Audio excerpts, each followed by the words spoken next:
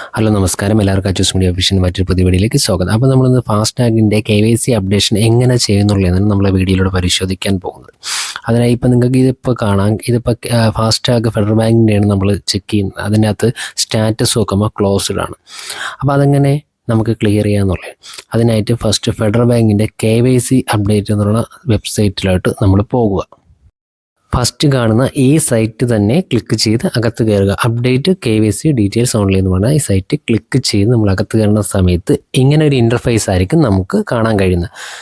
അതിനുശേഷം scroll down ചെയ്ത് താഴെ വരുമ്പോൾ നോ യുവർ KYC സ്റ്റാറ്റസ്, നമുക്ക് അപ്ഡേറ്റ് KYC ഓൺലൈൻ എന്ന് പറഞ്ഞൊരു ഓപ്ഷൻ കാണാൻ കഴിയും. അതിൽ അപ്ഡേറ്റ് KYC ഡീറ്റെയിൽസ് ഓൺലൈൻ എന്ന് പറയുന്നതിൽ ക്ലിക്ക് ചെയ്യുക. അതിനു മുന്നേ നിങ്ങൾക്ക് ഡീറ്റെയിൽസ് ഒക്കെ അറിയണമെന്നുണ്ടെങ്കിൽ സ്റ്റാറ്റസ് തൊട്ടപ്പുറത്തുള്ള KYC സ്റ്റാറ്റസ് ചെക്ക് ചെയ്യുക. അപ്പോൾ നമുക്കിവിടെ ഫാസ്ടാഗിൻ്റെ ഫെയിൽഡ് ആവാൻ കാര്യം എന്ന് വെച്ചാൽ ആ ഒരു KYC നമുക്കിവിടെ അപ്ഡേഷൻ വന്നിട്ട്, അപ്പോൾ KYC അപ്ഡേറ്റ് ചെയ്യാനായിട്ട് നിങ്ങളെ ബാങ്ക് അക്കൗണ്ട് നമ്പർ, ഫെഡറൽ ബാങ്കിൻ്റെ ബാങ്ക് അക്കൗണ്ട് നമ്പർ നിങ്ങളിവിടെ അടിക്കുക. ബാങ്ക് അക്കൗണ്ട് നമ്പർ അടിച്ചതിന് ശേഷം താഴെ കാണുന്ന ക്യാപ്ച അടിക്കുമ്പോൾ അടുത്തൊരു ഓപ്ഷനായിട്ട് വരുന്ന ഇതായിരിക്കും. അപ്പം ഇവിടെ നിങ്ങൾ ആ ഒരു ക്യാപ്ചയും കൂടെ അടിച്ച് ഫോർവേഡ് ചെയ്ത് മുന്നോട്ട് പോവുക. ക്ലിക്ക് ഹിയർ എന്ന് പറയുന്ന ആ ഒരു ബട്ടണിൽ ക്ലിക്ക് ചെയ്യുക.